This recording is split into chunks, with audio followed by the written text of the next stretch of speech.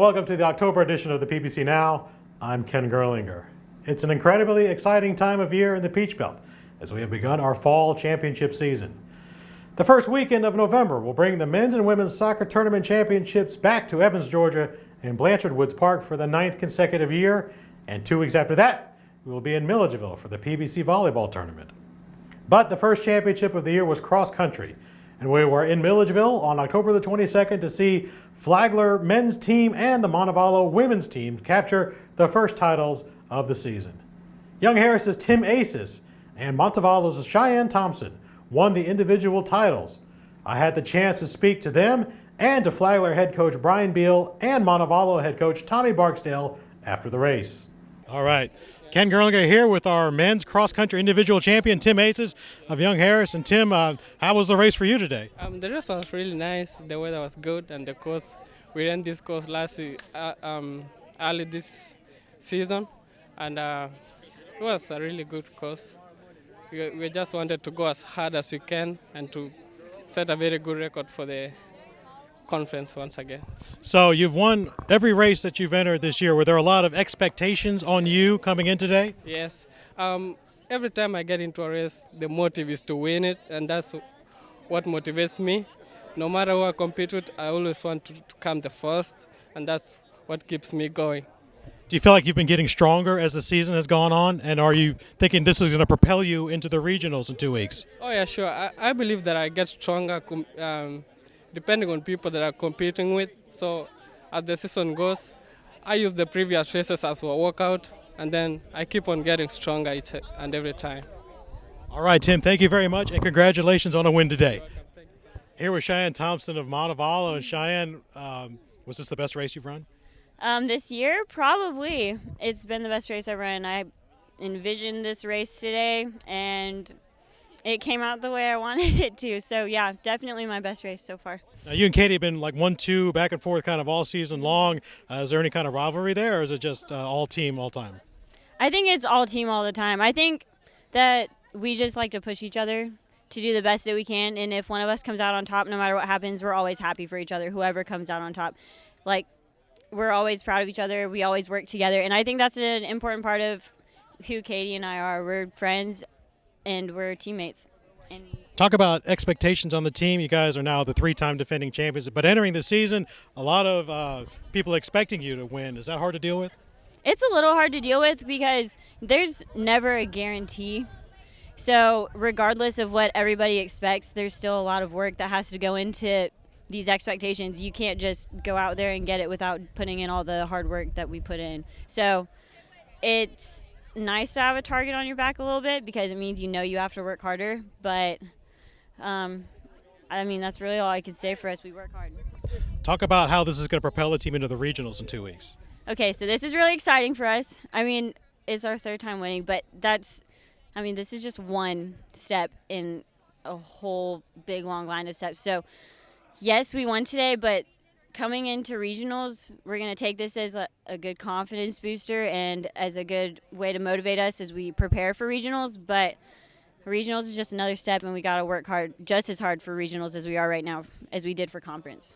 All right. Thank you very much, and congratulations today. Cheyenne Thompson, all right, here with Montevallo women's cross-country head coach Tommy Barksdale. And, Coach, 3 in a row. Is this one sweeter than the rest? It is because of the girls that have been here with their 4 seniors. They're graduating. But, I mean, every win is it gets sweeter and sweeter each time. And we're very fortunate to have the team that we have. There's great competition in this conference from top to bottom. And, you know, we're lucky and very fortunate. Was this season, the expectation on the team was there from the beginning, from over the summer even, all the runners you had coming back. How did your team manage that, and did they exceed your expectations? Definitely exceeded expectations. They put in all the work during the summertime that we've asked them to do. It's just a great group of girls. And I was just over a minute ago actually shed a few tears because I'm thanking them for everything they've done. It's not as a coach. As a coach, you hope that you have a team like this. And, again, we've just been fortunate and lucky to have the team that we have and accomplish the goals because you never do know what's going to happen. That's why we come out here and race. And, again, there's a lot of great teams out here, and we're fortunate. Talk about 2 weeks from now. You guys are hosting the regional at Montevallo. A lot of pressure added onto that. In addition, you're the defending regional champions. How are you going to manage those expectations and get your team ready? just try to keep them focused and have fun with it. There is a lot of pressure because it is at home. We're going to face every team that's here again, and that's pressure enough. But then you add the other teams from the region. It's not a given. We haven't locked anything up. We just got to go out there and run our race, and that's what we preach to them all the time. We can't change what we do. We just got to keep doing what we do and run our race and hope for the best in the outcome. All right, Coach, thank you very much, and congratulations. All right, I'm here with Flagler College head coach Brian Beal. And Coach, talk about some of your individual performances and some of the guys who might have surprised you today, aside from the one you just mentioned. Yeah, the freshman, he really showed up and ran great for us. Our other freshman had a bit of a rough summer, came out and was our number 6. Eric Hartley, fifth-year senior, we registered him last year, and then you wait around for a year and you hope this is going to be the year. We stack the deck and can we put it all together? And he really showed up and helped pull us through. So I mean, it was a total team effort. We had Andrew Smith, who can't breathe most of the time in cross country, battled through. It was awesome. Chrisman Jones, a transfer we brought in, finally showed up on a Saturday. Tremendous race. I couldn't be more happy for those guys. It was a great team effort. Talk about what this means to the team heading into the regionals in 2 weeks. Well, I mean, that's what we've had our eye on the whole season. You know, we don't want to look past the Peach Belt. I mean, this is what determines the conference standing, so it's certainly important. But we know that this is just another step in the journey. So we got 2 more weeks. We got to keep our game faces on. I now have to grow a mustache because that's the deal. So that's going to look interesting. We're just going to go out there. We know that it's going to be wide open. It's going to be tough with Mars Hill, Queens, and Mount Olive up there, and then all the teams from our conference. It's going to be another dogfight. So really, who's number 4 and 5 can be in there, and is going to really be what decides the top 3 teams. So we got a shot. All right, Coach. Well, congratulations again on the championship, and we'll see you at Montevallo. Congratulations to all of our cross-country award winners. And as we wrap up our fall sports, we are also looking ahead to the start of men's and women's basketball season in November. The PBC has announced our preseason polls and all conference teams, and congratulations to the Lander women's basketball team and the Augusta University men's basketball team, who were both chosen as the preseason favorites in their respective sports. Of course, one of the biggest stories of this fall has to be Hurricane Matthew. The Peach Belt Conference was hit particularly hard, with 4 of our conference schools in the hurricane zone. Cleanup continues in several communities, including St. Augustine, to this day. The Flagler Athletic Department and student athletes have been going out into the community and helping with the effort.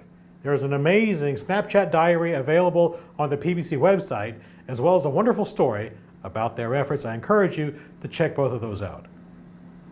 The North Georgia Athletic Department held their 5th annual Make-A-Wish Day with 6-year-old Alexis Mendoza, who was made an honorary starter for the women's soccer team. North Georgia raised $34,000 for Make-A-Wish last year. It's believed to be the most of any Division II school ever. And they also hosted 3 wish reveals last year. The national spotlight continues to shine on the PBC with our 3rd NSCAA National Player of the Week. North Georgia's Rachel Van Horn received the honor on October the 11th, becoming the first Nighthawk to ever win the honor. Van Horn scored 4 goals the week she won, with 9 total points. The PBC was also home to several academic honors announced in October. The National Fast Pitch Coaches Association named 6 PBC softball teams and 67 players scholar athletes. The National Soccer Coaches Association of America also recognized 7 PBC women's and 5 men's soccer teams with their Team Academic Award. More information about those honors can be found on the PBC website.